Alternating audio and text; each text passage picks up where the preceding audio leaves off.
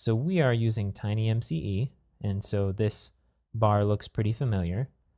Let's go ahead and click this image button. Okay, so this looks familiar.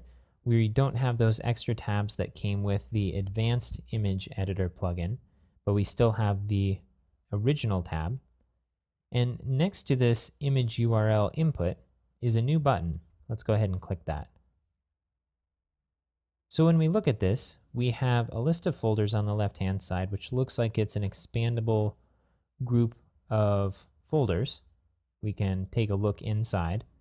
And then to the right, we have information about various images.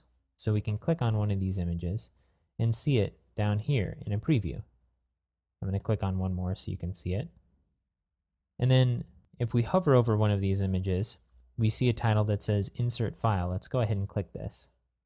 Now this pre-fills the image URL with the URL to that image. And if we go ahead and click Insert, we'll see the image inside of the text editor. So this looks like exactly what we're going for. And along with being able to restrict usage by role and have private directories or directories for certain users or roles, it sounds like we have enough features. So let's go ahead and close this out. And let's go ahead and install the IMCE module. So we'll install this just like we've installed other modules in the past. I'm going to go to the 7.x version.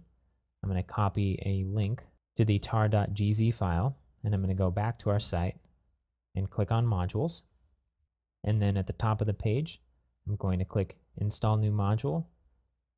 I'll paste in the URL here and click Install. Okay, let's go ahead and enable this module.